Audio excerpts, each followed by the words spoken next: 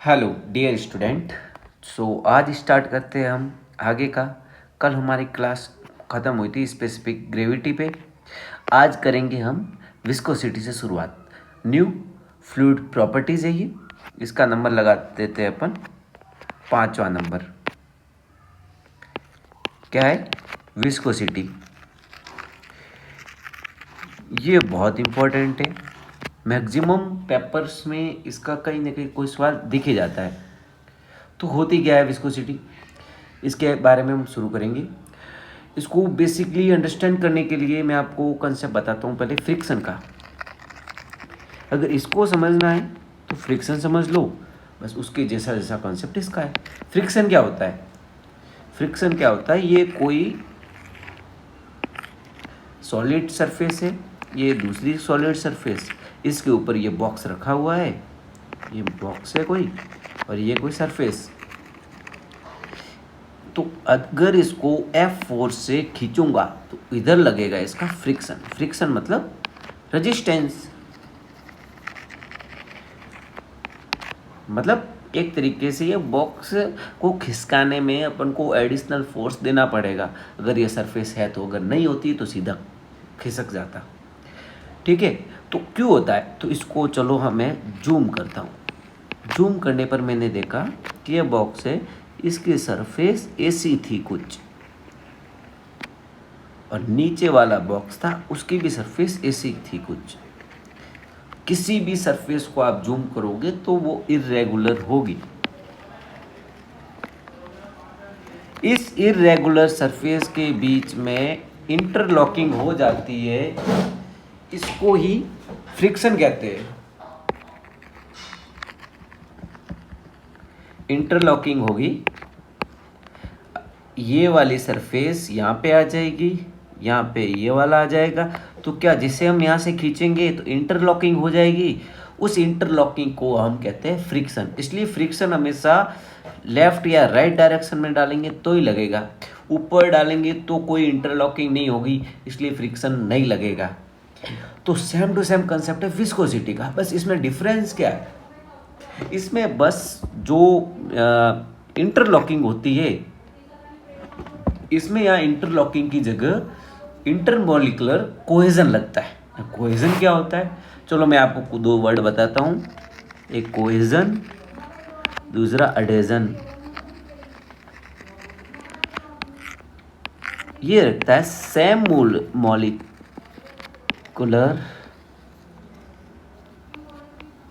Force, और ये होता है डिफरेंट मॉलिकुलर फोर्स।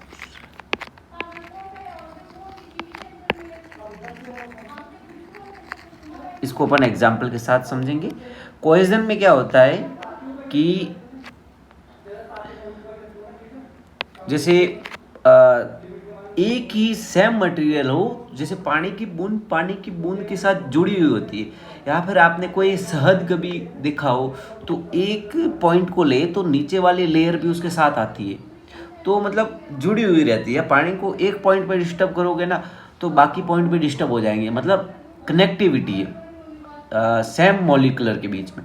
अडेजन में क्या होता है कि डिफरेंट मॉलिकुलर होते हैं। जैसे ये मेरा ग्लास हो गया पानी का, तो अगर मैं इसमें पानी भरता हूँ, if I fill water in this, तो इसके सरफेस पे भी मतलब पानी की बूंदें जो वाटर ड्रॉपलेट्स है वो अटैच हो जाती है। तो ये होता है अडेजन। दोनों अट्रैक्टिव फोर्स है, इसमें इंटरमॉलिकुलर, इसमें होता है डिफरेंट मॉलिकुलर के बीच में। अब विस्कोसिटी क्या होती है? विस्कोसिटी में सेम फ्रिक्शन वाला कंसेप्ट है। ये जैसे मेरा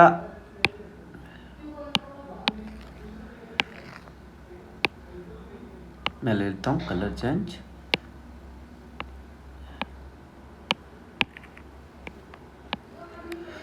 ये माना कि पानी के पार्टिकल,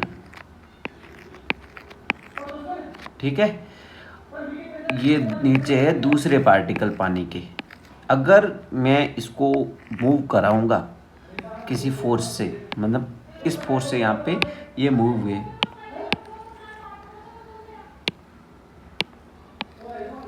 तो इसके बीच भी अट्रैक्शन होगा, अट्रैक्शन होगा, अट्रैक्शन होगा।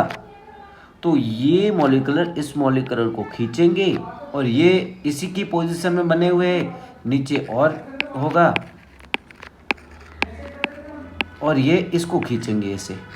तो एक तरीके से मतलब फ्रिक्शन जैसा ही काम चल रहा है। फ्रिक्शन में अपन ने ऊपर देखा कि ये सरफेस थी, इसको अपन देखे डिटेल में, तो ये वाली सरफेस इसको खींच रही है और ये वाली उसको आगे नहीं जाने दे रही है। तो इसमें भी यही है, ठीक है, ये इसको खींच रही है पर इसको ये आगे नहीं जाने दे रही है।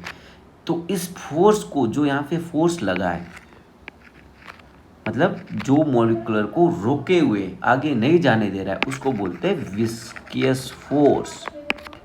और इस प्रॉपर्टी को बोलते हैं विस्कोसिटी। काफ़ी डिटेल में जाके आपको बता रहा हूँ क्योंकि ये कंसेप्ट है। कंसेप्ट समझ में आ गया तो आपको ये लॉन्ग टाइम तक याद रहेगा, रटने की ज़रूरत नहीं पड़ेगी। चलो मैं इसकी डेफिनेशन लिखवा देता हूँ।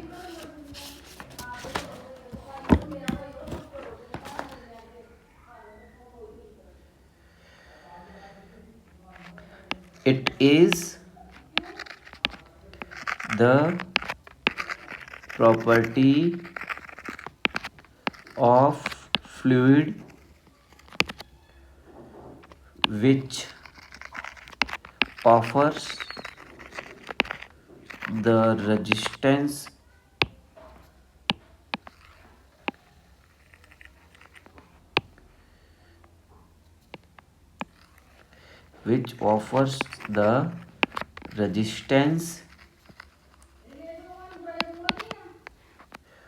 to the movement of one layers of fluid over another layer of fluid। मतलब फ्लूइड की एक लेयर दूसरी लेयर से मतलब उसको रजिस्ट कर रही है।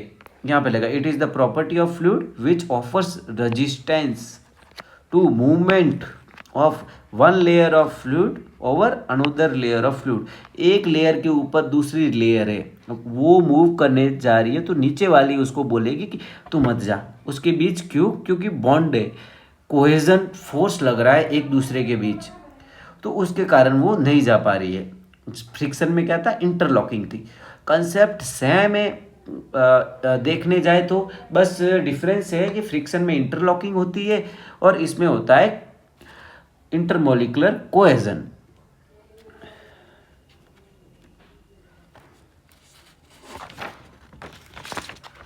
इसको लिखवाना हो तो मैं लिखवा देता हूं। अगर आपको कहीं डाउट हो समझने में, कभी फ्यूचर में देखो कि कंसेप्ट समझना हो तो ये वाला पॉइंट देख लेना। विस्कोसिटी ये समझने के लिए किसी स्टैंडर्ड बुक में आपको नहीं मिलेगा। Similar concept as friction, but here resistance offered by interparticle cohesion rather than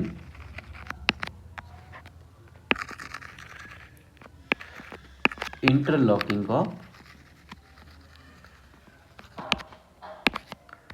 surface. ये हो गई अपनी विस्कोसिटी। अब इसके बारे में अपन आगे डिटेल में और देखते हैं कि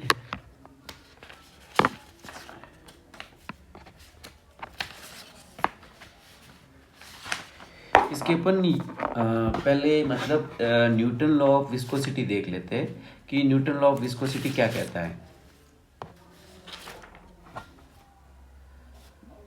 मैं यही लिखवा देता हूँ।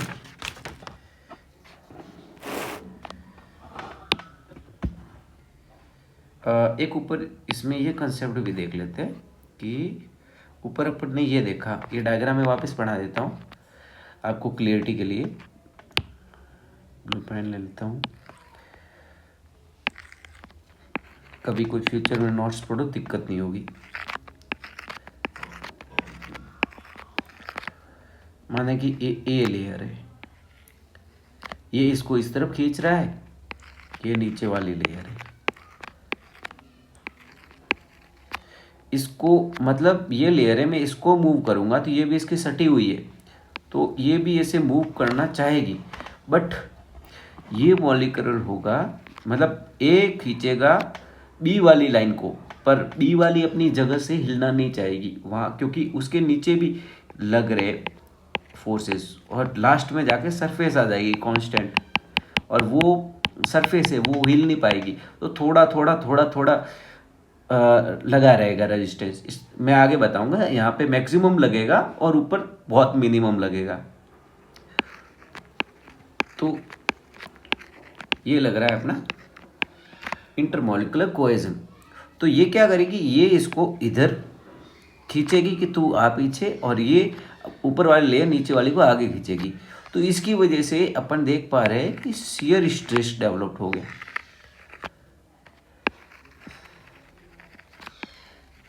दो सरफेस के बीच में, ये शियर स्ट्रेस बहुत इंपॉर्टेंट है। अब इसके पे ही बना है अपना Newton law of viscosity.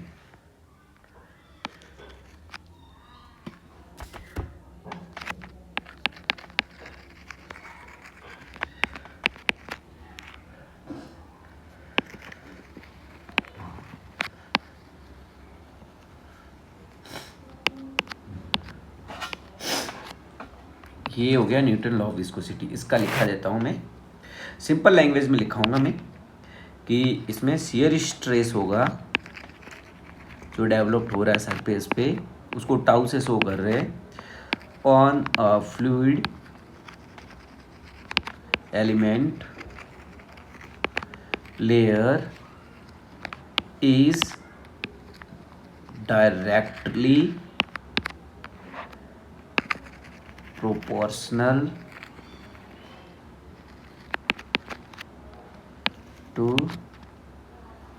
rate of shear strain। मैं एक बार इसको घुमा देता हूँ, नहीं सही रहेगा।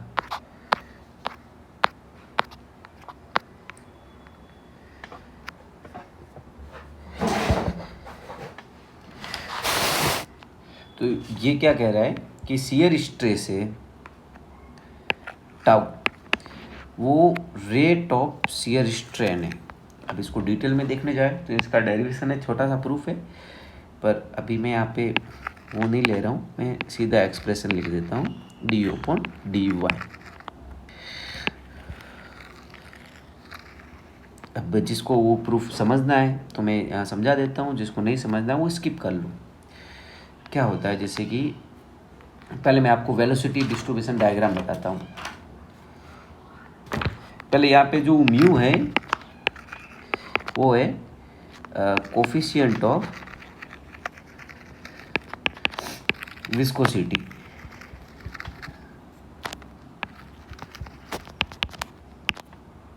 इसको ही कहते हैं dynamic viscosity.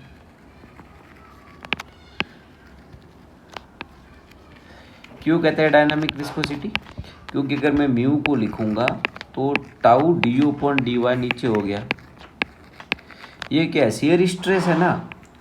Shear stress, stress क्या होता है, फोर्स बटा एरिया, फोर्स का कंपोनेंट आ गया इसमें। तो स्टार्ट में कॉन्सेप्ट अपन ने सीखा था कि काइनेमेटिक और डायनामिक में अंतर क्या होता है, कि उसमें फोर्स कंपोनेंट होता है, इसमें नहीं होता है। तो कंसेप्ट यहाँ काम आते हैं समझने में कि इसको डायनामिक क्यों कहते हैं, क्योंकि इसमें फोर्स का कंपोनेंट है, force component.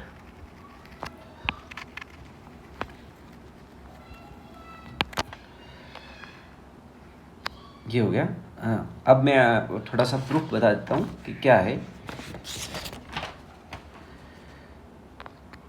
Velocity distribution diagram देखते हैं।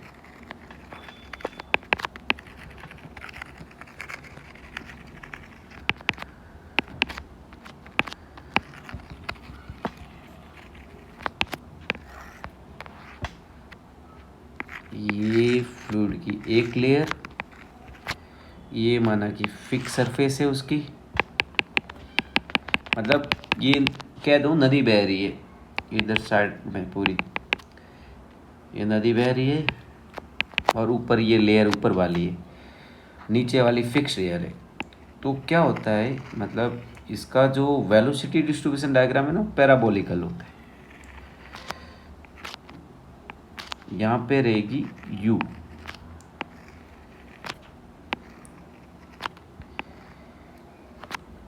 और यहाँ पे होगा, धीरे धीरे ऊपर जाएंगे तो ये एंगल की वैल्यू बढ़ती जाएगी, बट यहाँ पे अपन du अपॉन dy नीचे होगा मैक्सिमम, ऊपर हो जाएगा du अपॉन dy 0। ठीक है, ये अगर नॉर्मल AJ के लिए देख रहे हो तो इसको स्किप कर सकते हो, गेट के लिए देख रहे हो तो ये इंपॉर्टेंट हो जाएगा थोड़ा। ये y डिस्टेंस पे, मतलब डिस्टेंस h है, y वेरी कर रहा है। डी अपॉन डी वाई कैसे आया, इसका अपन देख ले तो मैं आपको बता दूं कि माना कि ये u इस डायरेक्शन में, y इस डायरेक्शन में, ये कर्व है तो इसकी स्लोप देखेंगे तो d u upon d y होगी। वो बेसिक स्लोप का कॉन्सेप्ट है, बहुत आसान है, ये स्लोप है। और स्लोप यहाँ पे जाके 0, मतलब 90 डिग्री हो जा रहा है, तो उसकी वजह से स्लोप होती है वो 0 हो जाएगी। इन्फिनिटी कहते हैं, पर d u upon d y 0 हो जाएगी। Actually d y upon d u होगा, ये अपन टेन थीटा होगा, वो होगा d y upon d u, और वो होगा 90 डिग्री पे infinite at 90 degree d u upon d u, तो d u upon d y हो जाएगा 0।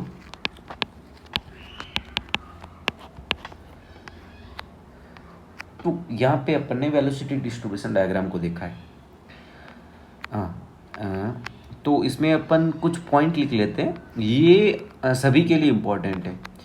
जैसे कि जो सरफेस है, फिक्स सरफेस, यहाँ पे y इजिकल टू 0 पे जो rate of change in velocity with respect to height from the fix surface is maximum, ये मैक्सिमम है। तो टाउ बराबर क्या लिखा है अपन ने, d u upon d y के मल्टीप्लाई, ये कांस्टेंट है, ये मैक्सिमम है, ये बहुत ज़्यादा है, तो इसके बढ़ने से ये भी टाउ मैक्सिमम होगा, टाउ हो गया मैक्सिमम। मतलब आपको सवाल ये पूछा जाएगा सीधा कि सबसे ज़्यादा शियर फोर्स कहाँ लगता है, तो आपको बताना है कि फिक्स सरफेस पे, और यहाँ पे इसको बोलते हैं, मतलब यहाँ पे वेलोसिटी 0 होती है। तो कोई भी पूछे कि 0 वेलोसिटी वाटर की कहाँ होती है, तो सीधा जहाँ पर टच करता है ना वाटर, तो वहाँ पे पार्टिकल 0 वेलोसिटी में घूमते हैं। अगर y बराबर मैं हैच कर लूँ, हैच मतलब ऊपर टॉप पे आ जाओ, तो d u upon d y अपन ने देखा कितना है 0, तो d u upon d y 0 है, तो मतलब टाउ भी हो गया 0। टाउ 0 मतलब ये मिनिमम वैल्यू है इसकी, मिनिमम क्या है 0। तो ये पूछेगी कि शियर फोर्स की मिनिमम वैल्यू कहाँ पे और कितनी होती है, वो 0 होती है टॉप पे। ये सवाल डायरेक्ट आते हैं। देखो यही सवाल पूछे जाते हैं कंसेप्चुअल, लोग पूछते पेपर टफ आ गया, इजी आ गया, चीज़ें यही होती है, बस वो डायरेक्ट पूछ लेते हैं, कंसेप्ट से जाएंगे तो इजी लगेगी। हाँ, तो इसके प्रूफ की बात कर रहे थे। हाँ, इसके लिए मैं एक डायग्राम बना देता हूँ। न्यूटन लॉ ऑफ विस्कोसिटी में क्या था कि टाउ प्रोपोर्शनल था d u upon rate of shear strength d phi ये upon d t. D phi क्या है, शियर स्ट्रेन। एक्चुअली सॉलिड ये होता है, फ्लूइड के लिए होता है। सॉलिड के लिए देखे जाए तो टाई बराबर फाई होता है। ये अपने सॉलिड मैकेनिक्स में पढ़ा होगा आपने कि शियर स्ट्रेस शियर स्ट्रेन के समानुपाती होता है। It's proportional to shear strain. ये होता है सॉलिड में। बट यहाँ पे क्या था कि एक पॉइंट ऑफ टाइम पे फ्लूइड की सरफेस तो मतलब हिलती ही रहती है, तो एक पॉइंट ऑफ टाइम पे निकालते हैं इसको अपन। तो ये न्यूटन लॉ ऑफ विस्कोसिटी कहता है।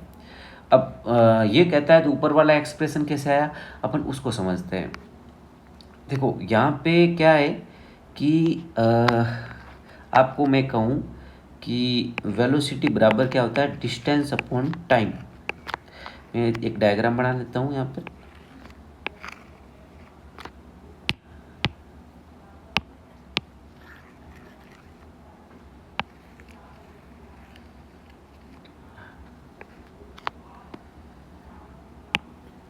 ब्लू ले लेता हूँ, ब्लैक ले लेता हूँ।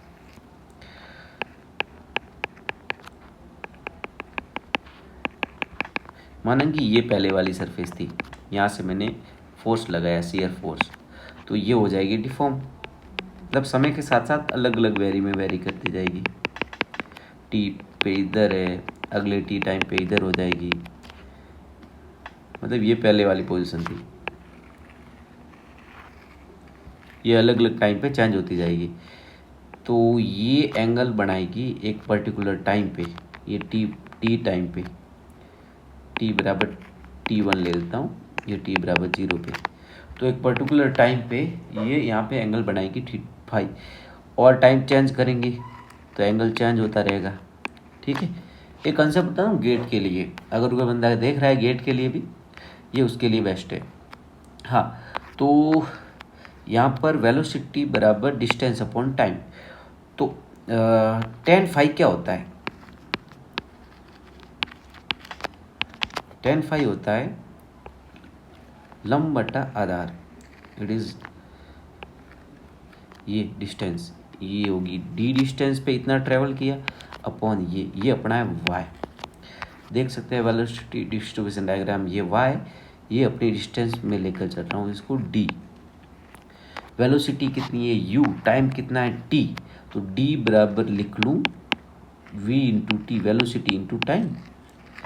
तो यहाँ पे अपनी वेलोसिटी दे रखी है u, तो tan फाई बराबर, देखो इसको मैं d की जगह dx लिखता हूँ क्योंकि छोटा पोर्शन है, और y की जगह dy, एक पोर्शन लिया है। ठीक है, तो dx क्या हो जाएगा अपना, एक पर्टिकुलर टाइम t पे इंटू du। एक सेकेंड,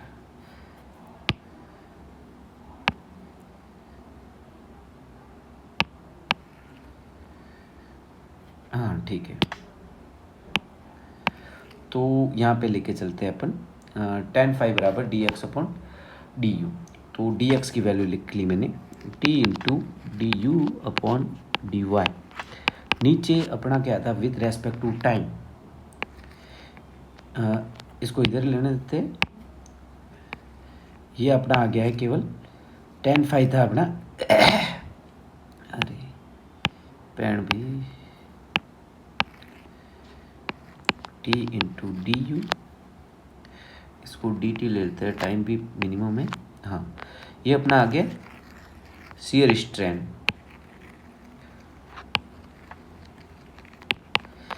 तो शियर स्ट्रेस यहाँ पे क्या था फ्लूइड के लिए, shear strain upon time d phi upon d t था। ये शियर स्ट्रेन है और ये फाई अलग है, तो इसको मैं फाई डैश लिखता हूँ, इसमें कन्फ्यूजन मत करना। ये शियर स्ट्रेन है और ये फाई अलग है। तो d5 बराबर ये tan थीटा होता है शियर स्ट्रेन, मैंने यहाँ पर लिखा है। मतलब स्मॉल एंगल के लिए नहीं, मतलब इसमें अपन tan थीटा लिखते हैं। प्रोपोर्शनल होता है, मतलब यहाँ प्रोपोर्शनल लिखा है, टाउ बराबर वो tan थीटा होता है। तो ये हो गया अपना tan थीटा, ले लूँ यहाँ पे मैं इसकी जगह वैल्यू, तो क्या हो गया dt into D u upon d you into D T. ये सब प्रोपोर्शनल में चल रहा है, ऊपर अपन ने देखा था यहाँ पे प्रोपोर्शनल में, ठीक है। dt से dt गया, क्या आ गया shear tau proportional d u upon d y, और प्रोपोर्शनल को हटाया तो टाउ बराबर mu to d u upon d y. ये हो गया प्रूफ का। ये गेट ईएससी का कोई कर रहा है उसके लिए है कंसेप्ट, एजेई के लिए देख रहा है इसको स्किप कर सकता है इस पोर्शन को, ये बेसिक कंसेप्ट के लिए। और कभी कभी और ऐसी चीज़ें कंसेप्चुअल करते जाते हैं ना, तो कभी गैसिंग वर्क में अपनी बहुत हेल्प होती है, अपन मोर क्वेश्चन सही तरीके से अटेम्प्ट कर पाते हैं, जो क्वेश्चन नहीं आते ना वो भी। अब मैं आपको स्पेशल एजेई के लिए मस्त कॉन्सेप्ट है टेम्परेचर एंड प्रेशर वाला, जिस पे डेंसिटी कैसे चेंज होती है, विस्कोसिटी कैसे चेंज होती है, वो सब मैं बताऊंगा। उससे पहले एक बार हम यूनिट के बारे में देख लेते हैं कि इनकी यूनिट कैसे वेरी करती है, और यूनिट पे बहुत सारे क्वेश्चन पूछते हैं। यहाँ पे मैंने लिखा नहीं, ये पैराबोलिक होता है वेलोसिटी डिस्ट्रीब्यूशन डायग्राम, ये बहुत इंपॉर्टेंट है आगे वाला भी।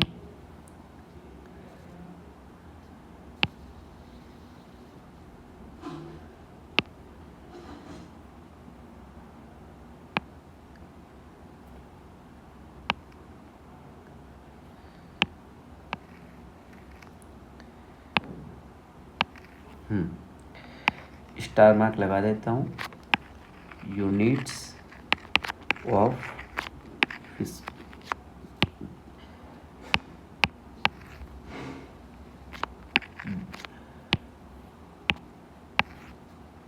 Dynamic viscosity.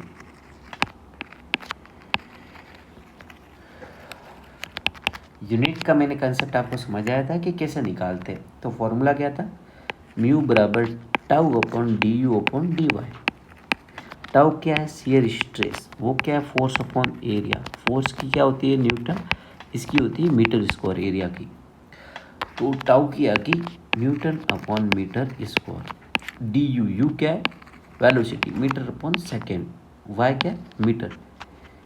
इसको सॉल्व करेंगे, अगर आपको बेसिकली करवा दूँ, न्यूटन अपॉन मीटर स्क्वायर, ये मीटर से ये मीटर कटा, अब इंटू सेकेंड ऊपर आ जाएगा, तो यूनिट क्या आ जाएगी अपने पास म्यू की, newton second upon metre square.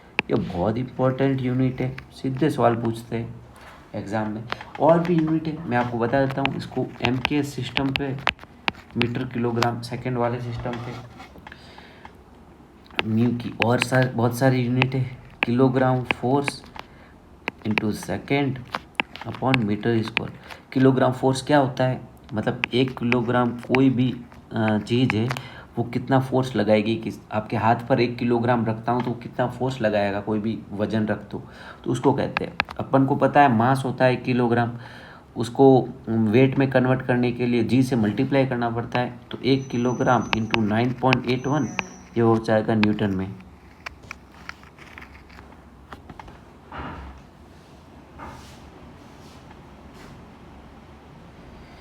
तो 1 किलोग्राम फोर्स ये होता है, इसको ठीक है। इसकी और भी यूनिट है, क्या था, newton upon metre square into second था, ये होता है पास्कल। तो इसको लिख लूँ म्यू बराबर, ब्रैकेट में कर देता हूँ फाइनल वैल्यू को, पास्कल इंटू सेकेंड, ये भी एक यूनिट आ गई।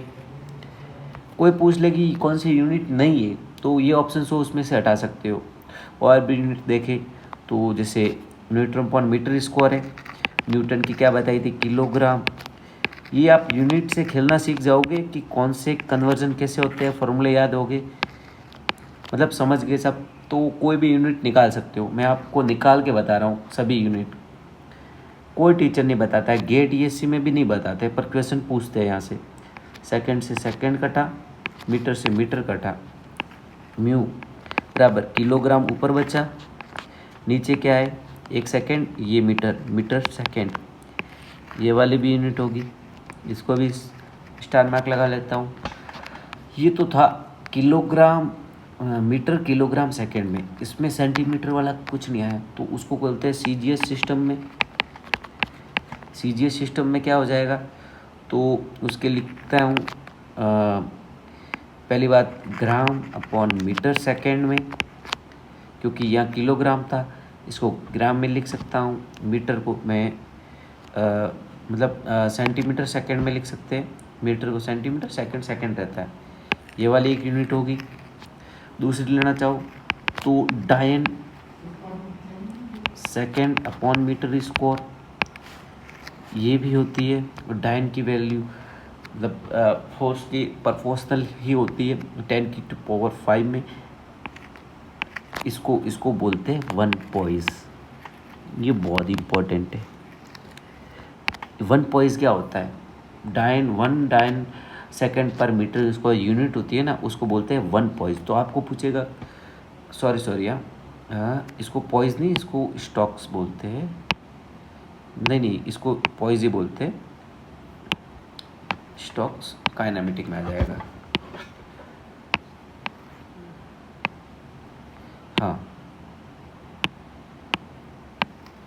ये 1 पॉइस, तो आपको सीधा पूछेगा 1 पॉइस कौन से सिस्टम में यूनिट है, सीजीएस में।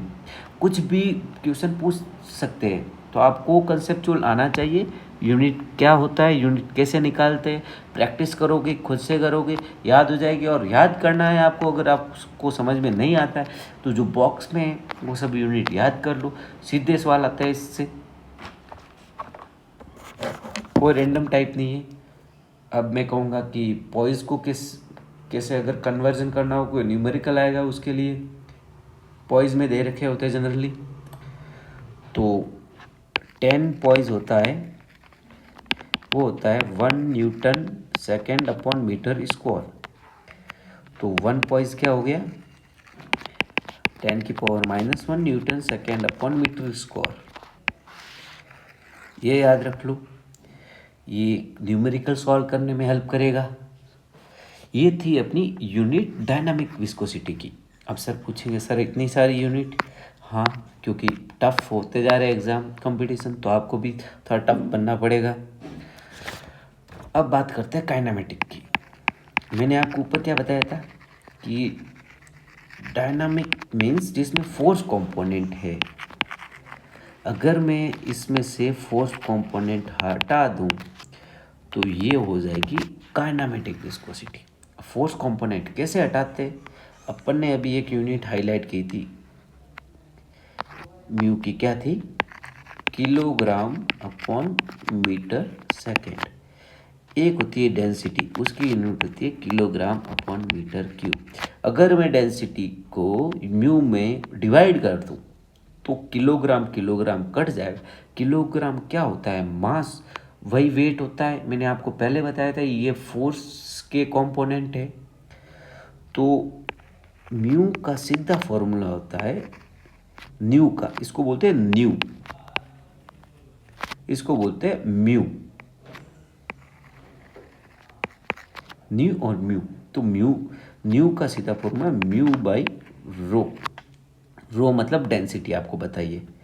तो डेंसिटी से डिवाइड कर दो, किलोग्राम अपॉन मीटर सेकेंड, इधर किलोग्राम नीचे, मीटर क्यूब ऊपर गया, किलोग्राम से किलोग्राम कटा, 1 मीटर से 1 मीटर कटा, ये वाला क्या बचा, मीटर स्क्वायर अपॉन सेकेंड।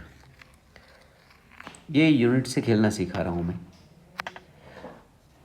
देखो इसमें क्या है, ओनली लेंथ, मतलब मीटर क्या लेंथ ही होता है ना, एंड टाइम इन्वॉल्व। अब मैं इसको सीजीएस में लिखूं तो क्या होगा, सेंटीमीटर अपॉन सेकेंड, इसको बोलते हैं स्टॉक्स। और देखो इसको स्टॉक की वैल्यू क्या होती है अपन को याद नहीं रहती है, पर अपन को सीधा यूनिट याद है तो अपन वैल्यू याद कर सकते हैं। फैक्ट्स होते हैं ना, मैंने आपको बताया कंसेप्ट से फैक्ट्स बताऊंगा। देखो 1 स्टॉक्स बराबर कितना है, 1 सेंटीमीटर अपॉन सेकेंड। सेंटीमीटर को 10⁻⁻2 मीटर लिख लिया, इसका स्क्वायर अपॉन सेकेंड, मतलब 1 स्टॉक्स बराबर 10⁻⁻2 metre upon second. Metre upon second में आ गया यहाँ से, तो ये होगी यूनिट, हाँ, काइनेमेटिक विस्कोसिटी की। अब मैं कुछ डाटा लिखवा देता हूँ, अगर एग्जाम में हो फैक्ट्स में तो वो अगर हिट करे तो लिख लेना। म्यू मतलब ये है अपनी डायनामिक विस्कोसिटी। म्यू और न्यू कुछ ध्यान से लिखना, मिक्स मत कर लेना। सेंटीप्यूज, सेंटीप्यूज वही सेंटीमीटर वाला होता है, मतलब 1 मीटर में 100 सेंटीमीटर, तो 1 पॉइज में 100 सेंटीपॉइज, कम वैल्यू होती है, इसको सेंटीपॉइज में 100 करते हैं। Mu air 1.83 to 10⁻⁻2 सेंटीपॉइज। इससे ये पता चल रहा है अगर इसको अपन डिवाइड करेंगे तो नियरली 55 टाइम्स, मतलब यहाँ पे मैं नीचे लिखवा देता हूँ कि viscosity of dynamic viscosity of water is 55 times more than air। अब आपको फील करते हैं इसको, एयर बहती है उसमें इतना कहते हैं ना रेजिस्टेंस नहीं लगता है, फटाफट बह जाती है। वाटर के बहने में रेजिस्टेंस ज़्यादा लगता है, इसलिए वो धीरे धीरे बहता है। एयर की स्पीड देखो बहुत फास्ट होती है, वाटर की कम होती है। हो गया। इस बार न्यू का लिखवा दूँ, न्यू वाटर होता है 10⁻⁻2 stocks, new air 1.5 into 10⁻⁻1 stocks. इसमें ये वाली ज़्यादा होती है, कितने गुना, 15 गुना। इसमें क्या अपन ने डायरेक्ट अपन कंसेप्ट नहीं समझ सकते, क्योंकि ये रिलेट के लिए नहीं है। हाँ, विस्कोसिटी को जनरली ऊपर वाला ही कहते हैं, कोफिशिएंट म्यू से ही दर्शाते हैं।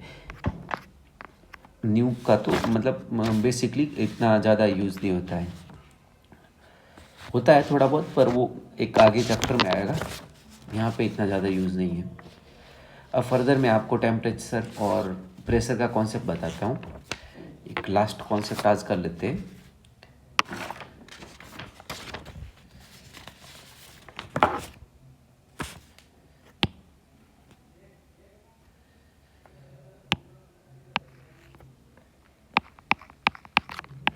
Effects of temperature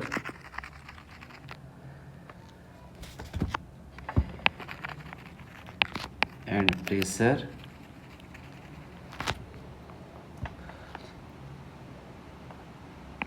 on fluid properties।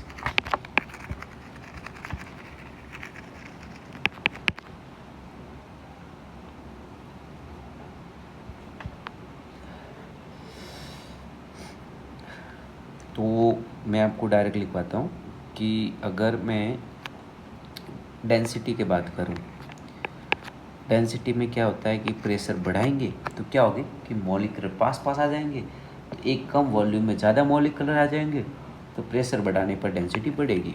अब ये मास डेंसिटी हो वेट डेंसिटी हो वो सेम ही होता है, मोरलेस कॉन्सेप्ट, उसमें जी का फ़र्क होता है। इसको मैं गामा भी यहाँ पे प्रोपोर्शनल में लिख रहा हूँ, इसको डिवाइड मत समझना। और रो या गामा ये प्रोपोर्शनल लिख लो। प्रोपोर्शनल होते हैं टेम्परेचर, टेम्परेचर के इन्वर्स प्रोपोर्शनल होते हैं। मतलब देखो इसका मैंने प्रेशर का क्या बताया कि कोई भी सिलेंडर प्रेशर बढ़ाओगे तो पार्टिकल पास पास आएंगे, पार्टिकल पास पास आएंगे तो कम वॉल्यूम में ज़्यादा पार्टिकल आ जाएंगे, कम वॉल्यूम में ज़्यादा पार्टिकल, तो डेंसिटी और ज़्यादा हो जाएगी। क्योंकि क्या होता है डेंसिटी, रो बराबर क्या होता है, मास अपॉन वॉल्यूम। वॉल्यूम कम, वॉल्यूम में ज़्यादा, एम बढ़ रहा है तो रो भी बढ़ेगा। और इसमें क्या होता है कि अगर किसी चीज़ को गर्म कर रहे हैं तो मॉलिक्यूलर दूर भागना चाहेंगे। गर्म कर रहे हैं, आपने देखा होगा पानी को उबाला होगा तो वो ऊपर आ जाता है, दूध को उबाला होगा तो दूध उफड़ जाता है और ऊपर आ जाता है, वॉल्यूम ज़्यादा घेर लेता है, तो डेंसिटी कम हो जाती है टेम्परेचर के साथ। और अपन देखते हैं विस्कोसिटी का। पहले देखते हैं टेम्परेचर के साथ विस्कोसिटी को। डायनामिक देखते हैं। लिक्विड और गैस में अंतर होता है थोड़ा बहुत, क्यों होता है उसका मैं बताता हूँ। ये होता है इन्वर्स प्रोपोर्शनल। क्यों होता है, मैंने आपको स्टार्ट में कंसेप्ट बताया था मॉलिक्यूलर वाला कि लिक्विड में अरेंजमेंट होता है, उसमें बॉन्ड होते हैं, उनका अट्रैक्शन से मॉलिक्यूलर कनेक्ट होते हैं, ठीक है।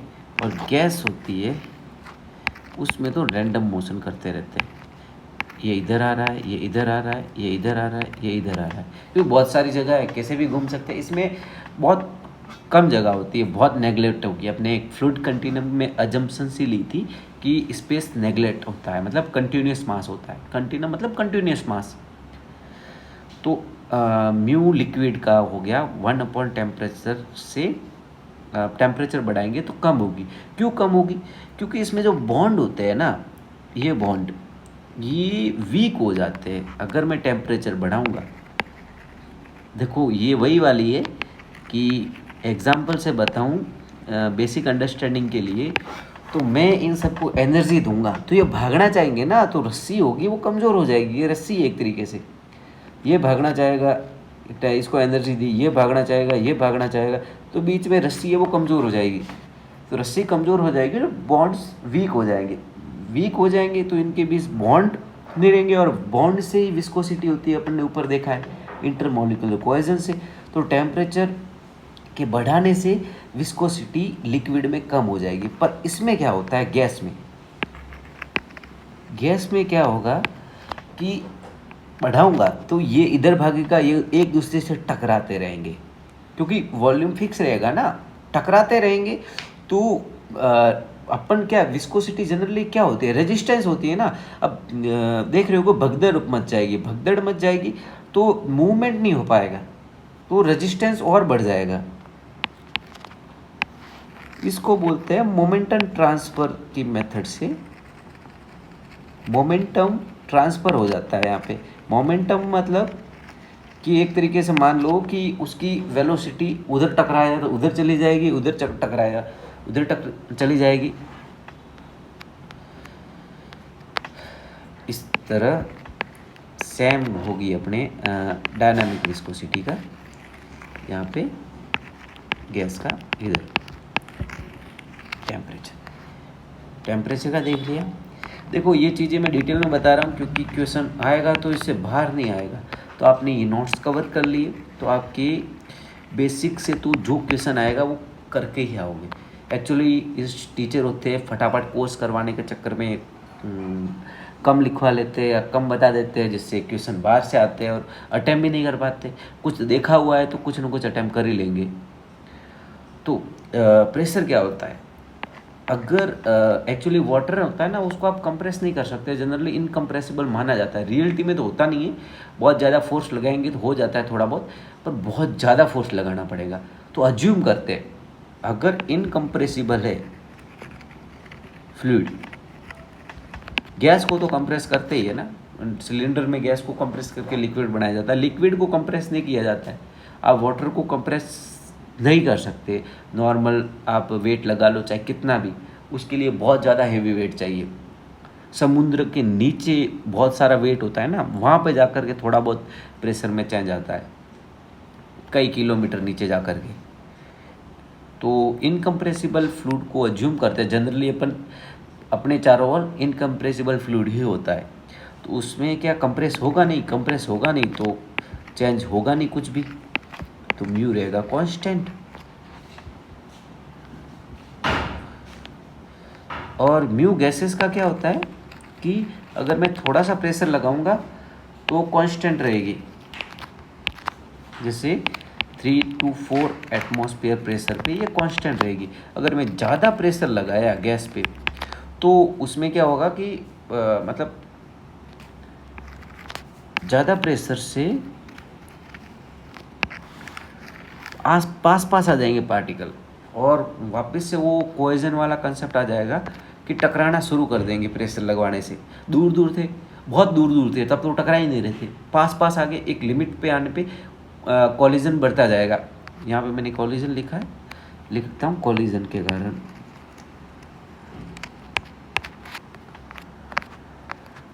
तो कॉलिजन बढ़ता जाएगा, तो प्रेशर बढ़ाने से रेजिस्टेंस बढ़ता जाएगा। मैं लिख ही देता हूँ यहाँ पे, प्रेशर बढ़ाया तो कॉलिजन भी बढ़ता जाएगा, मतलब टकराते जाएंगे। कॉलिजन मतलब टकराना, ज़्यादा टकराते जाएंगे तो रेजिस्टेंस बढ़ती जाएगी,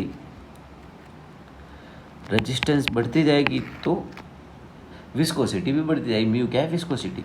ये कंसेप्ट एक बार अभी समझ में नहीं आ रहे थे, रिवाइज करोगे समझ में आ जाएंगे। अगर लिखे हुए ना खुद से तो कभी ना कभी आ जाएंगे समझ में। ये होता है हायर प्रेशर पे।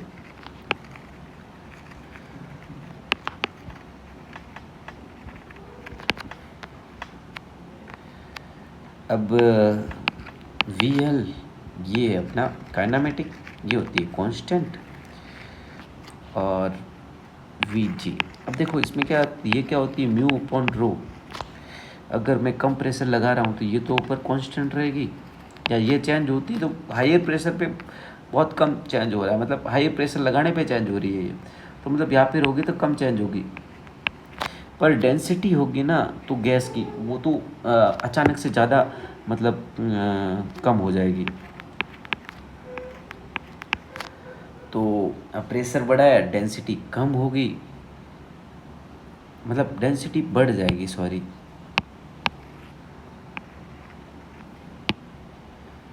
प्रेशर लगाया तो मॉलिक्यूल पास आ जाएंगे तो डेंसिटी बहुत ज़्यादा तरीके से बढ़ेगी।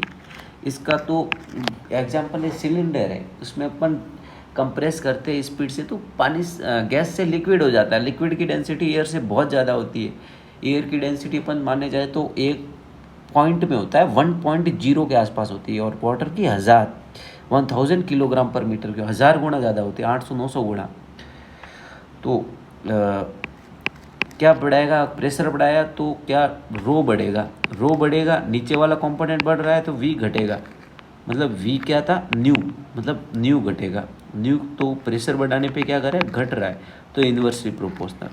आपको कुछ नहीं है, अगर कुछ याद ना रहे तो ब्रैकेट में ना वो चीज़ें ही बस केवल ध्यान रखनी है। समझा दिया है मैंने, पॉइंट लिख लिए है, और कोई डाउट हो तो मेरे टेलीग्राम चैनल पे कांटेक्ट कर लेना, जो मैं वीडियो की लिंक पे डाल दूँगा, या कांटेक्ट नंबर पे आप मैसेज कर सकते हो कोई भी डाउट हो तो। विक्रम गर्ग।